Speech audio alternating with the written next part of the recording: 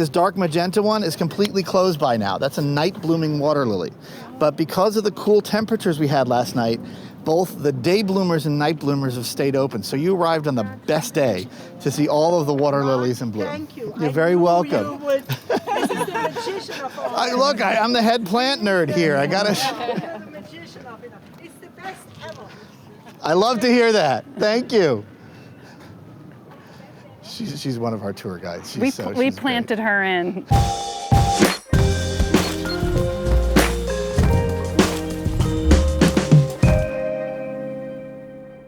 Here in the courtyard, the pools attract a lot of our visitors for the lotuses when they're at their peak bloom, the hardy water lily diversity, but some of our other favorite visitors is our local dragonfly population, which we've had an abundance of this year. So we're happy to have them around, not only for their animated antics here, but also for natural mosquito control. Absolutely. So here in the Botanical Garden, we're looking to be not only more sustainable, but in our approach to managing pests and diseases here, in which we try to not only encourage natural controls that we add to the conservatory, using a lot of biological controls, insects, the good bugs that eat the bad bugs, but also encouraging natural wildlife, everything from birds to dragonflies and other insects that would help control pests here at the garden.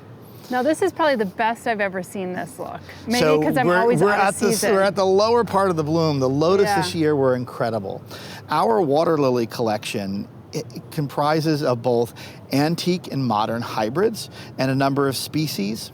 We have both species of Lotus Nelumbo here, our native yellow lotus, as well as the classic Hindu lotus as a part of our collection. And many of our water lilies date back to the early parts of their hybridizing, in which some of the cultivars we grow are the exact same ones that Monet painted.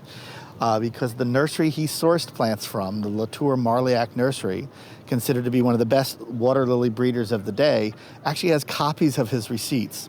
So we can identify the plants in his paintings because we knew exactly which varieties he grew. That's unbelievable. Look at this Colorado one with that kind of that peachy is a apricot consistent color. Performer, a relatively new hybrid introduced, Beautiful. I believe, in the late 1990s, with that really glowing peach color. It is one of the most floriferous of the hardy water lilies here, producing flowers from the end of April all the way through to the end of August, in which some of the other varieties are starting to slow down, getting prepared for their winter dormancy, but Colorado will keep flowering almost until frost. It really is one of the great performers in terms of floriferousness in a hardy water lily Now, hybrid. are these in like kind of these they're in very large containers. Yeah, that you have to so take out? This pool is about 36 inches deep, and the plants are actually kept in giant containers, some of which are almost 4 feet in diameter, in which they can achieve their specimen size.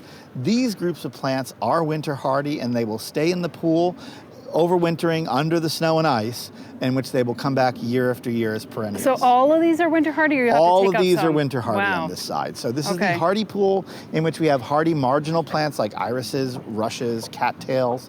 And the hardy water lilies in here are perennials, and so are lotus, which many people mistakenly think are tropical. So. Now I'm a little bit confused because, you know, we have some big ponds on our land, and people are like, plant some water lilies, but I'm always afraid of them taking over. They can. Do you just keep them in containers, but what happens with their pollen? We keep them in containers. How do you so can they jump ship? Occasionally the lotus seeds will travel and float from one container to another, and every once in a while you'll see there are two different colored flowers in one pot.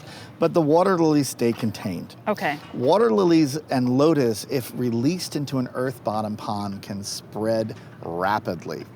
Not only will the rhizomes of a water lily travel possibly several feet in one season, they can descend into the sediment almost 18 inches to where you cannot get them out without dredging a pond. See, folks, this is why I get scared. Lotus are almost scarier because the lotus grows from a thickened rhizome, but when they produce their runners that produce the new leaves and blooms for the season, they can travel 20 feet or more in 1 year. So in a short period of time, lotus can completely invade an aquatic ecosystem. It's kind of out-competing almost anything else when they're happy. Thankfully, they're also a favorite food of muskrats and other things, so Yeah, that might keep them in check. Too. Yeah. We can eat lotus roots. Yeah. The seeds are also edible, but when it comes to releasing one in a natural pond, I tell people generally to avoid it, unless that's your end goal. And if here in North America, if you're going to release a lotus into a pond, look for Nelumbo lutea, which is our native species that ranges everywhere from the Great Lakes down to the center of the country. A really wide distribution, has these huge pale yellow blooms. So when it comes to these types of plants, this is definitely somewhere where you want to plant native, because many aquatic plants are highly invasive, including Iris pseudochorus, a popular ornamental, which is now invaded in a lot of natural ecosystems.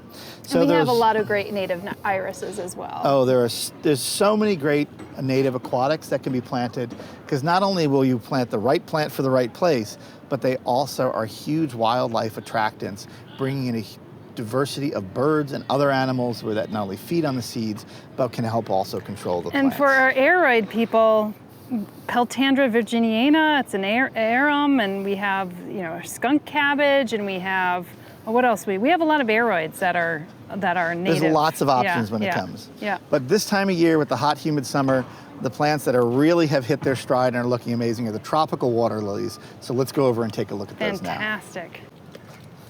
So as I said, with the hot weather, the tropical water lilies have really hit their stride, not only producing the largest blooms they will for the summer, but in an abundance. The Victorias out here have achieved nearly their full size, with leaves about a little bit over 5 feet in diameter, in which they were blooming, and it looks like you could just step right across the pond using those stepping stones.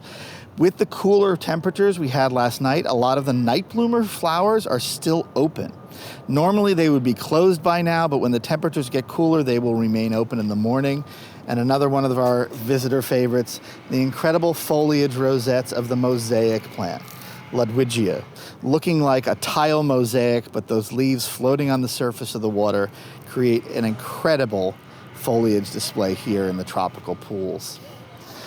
Our tropical water lily collection, once again, contains hybrids, both historic and modern, in which we try to display the full range of the genus Nymphaea, which is water lilies, Victoria, but also what I call Victoria's angry little sister, Euryale ferox, known as the water gorgon.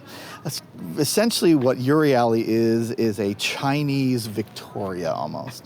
And it's now becoming threatened, part of its native habitat.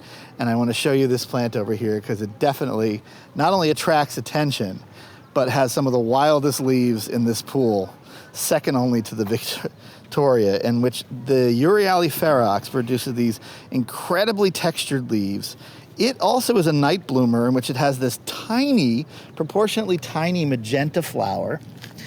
But one of the most remarkable things about Euryale is the underside of the leaf. Now I have to be careful, because the reason why I say it's angry little sister is that it's got spines both on the upper surface of the leaf and the lower surface of the leaf. Let's free this here. But the underside of this leaf is this incredible magenta purple. Wow.